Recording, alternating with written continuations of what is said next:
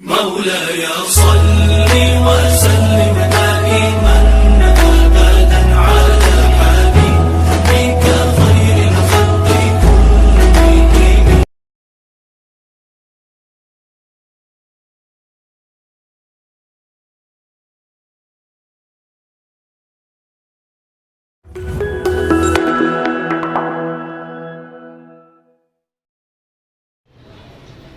نحمده ونصلي على رسوله الكريم.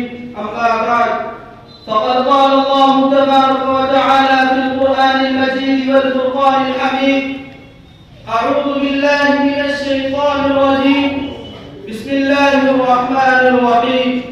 وما أصابكم من مصيبة فبما كسبت أيديكم. صدق الله العظيم.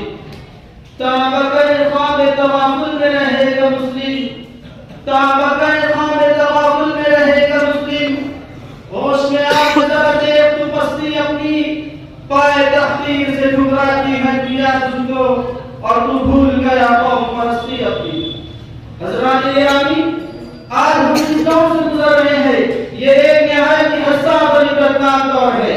چاہے معاشی اعتبار سے ہو یا اخلاقی اعتبار سے، سماجی اعتبار سے ہو یا سیاسی اعتبار سے، ہم ہر طرح ظلم و ستم کے شکنجے میں جکڑے ہوئے ہیں. ہماری مسجدیں مندروں میں تبدیل کی جا رہی ہیں، ہمارے حقوق پامال کیے جا رہے ہیں، ہمیں پائے تحقیر سے ٹھکرایا جا رہا ہے، ہمارے نشیمن کو نظرانش کیا جا رہا ہے. آج قومی سطح پر ہماری کوئی پوچھ نہیں، ہم غادر پوری کی طرح کاٹے جا رہے ہیں. الغرض ہم ہر طرح ظلم و ستم کی چکی میں پیسے جا رہے ہیں. ایک ہنگامہ محشر ہو تو اس کو بھولوں، ایک ہنگامہ محشر ہو تو اس کو بھولوں، سینکڑوں باتوں پر رہنے کے خیال آتا ہے. حضرات گرامی، آج ہم اس دور سے گزر رہے ہیں یہ ایک نہایت حساس اور عبرتناک دور ہے. برادران اسلام، آج ہم اپنی آپ بیتی یاد کرتے ہیں تو ہمیں رونا آتا ہے. ہم اپنے حالات و کیفیت کا جائزہ لیتے ہیں تو ہمارا قلب مضطرب و بے چین ہو جاتا ہے. آج ہماری قوم چاہے روس کی رہنے والی ہو یا امریکہ کی، چین کی رہنے والی ہو یا جاپان کی، عراق کی رہنے والی ہو یا ایران کی، ہندوستان کی رہنے والی ہو یا پاکستان کی، چاہے کسی بھی خطے کی رہنے والی ہو، آخر کیوں معاشرت و بربریت کا شکار ہے؟ ہم ہی کیوں سمجھ نظر آتے ہیں کہ اللہ کا وعدہ لا تہنوا ولا تحزنوا وانتم الاعلون ان کنتم مؤمنین ہمارے ساتھ نہیں؟ کیا اللہ نے ہمیں خیر امت بالقصد لقب نہیں فرمایا؟ کیا اللہ نے ہمیں شرف المخلوقات نہیں بنایا؟ آخر ہم جس اسلام کے ماننے والے ہیں، جس اسلام کے ماننے والے بڑی زندگی کے لوگ تھے، اسلام ہی نے حضرت ابوبکر جیسے جری، حضرت عثمان جیسے پاک باز، حضرت علی جیسے شجاع، حضرت ایوب جیسے صابر، حضرت خالد بن ولید جیسے جنگاز مولا، اور صلاح الدین ایوبی جیسے فاتح بیت المقدس، محمد بن قاسم جیسے فاتح سندھ، اور شاہ اسماعیل جیسے دشمن کفار دی. آخر ہم بھی اس اسلام کے ماننے والے ہیں، لیکن ہماری دعائیں کیوں اثر نہیں کرتی؟ اس کی کیا وجہ ہے؟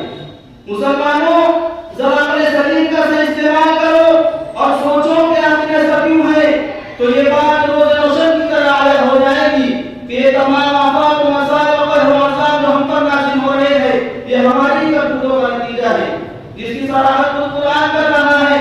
ارشاد باری ہے: وما اصابكم من مصیبت فبما کسبت ایدیکم. وہ اس طرح کے ہم نے قرآن کریم کو بالاخره ڈھک دیا ہے، ہم نے باہمی قوت اور بھائی چارے کے اوپر سے کچھ ڈال دیا. شیطان سے بظاہر نفرت کی مگر باطن کو صفت قرار رکھی، اس کے رسول کا دعویٰ کیا مگر فرمودات کو ٹھکرا دیا. ہم اردو کو نصرت کرتے ہیں مگر ان سے سبق حاصل نہیں کرتے. ہم جہنم سے ہمیشہ خوف کھاتے ہیں مگر اس سے بچنے کے لیے کوئی عمل صالح نہیں کرتے جو حصول جنت کا ذریعہ ہے. مٹا دی ہم نے جو اسلاف سے میراث پائی تھی، مٹا دی ہم نے جو اسلاف سے میراث پائی تھی، سوریا سے زمین پر آسمان ہم کو دے بار. یہی وجہ ہے کہ آج ہم ان پر اقبال زندگی گزار رہے ہیں، یہی وجہ ہے کہ آج ہم رسوا و خستہ نظر آتے ہیں، یہی وجہ ہے کہ ہماری عزت پر الغار ہے اور آج دنیا میں ہمارا کچھ مقام نہیں. مسلمانوں، ذرا یاد کرو اس زمانے کو جب ہلالی پر چمپا عروج پر تھا، یاد کرو اس وقت کو جب قیصر و کسریٰ جیسی سپر پاور حکومت ہم سے آواز باختہ تھی. اعداء اسلام ہمارا تذکرہ سن کر لرزہ بلندہ ہو جایا کرتے تھے. دنیا ہماری شہرت کسی نے یعقوب کہا ہے تھی کون سی جگہ یا سایہ لتا ہمارا، تھی کون سی جگہ یا سایہ لتا ہمارا، دونوں جہاں میں یارو آباد تھے تو ہم تھے، تعمیر دو جہاں کی بنیاد تھے تو ہم تھے، دیکھا پلٹ پلٹ کر آخر نظر پڑا یہ گر نقد تھے تو ہم تھے، رقال تھے تو ہم تھے۔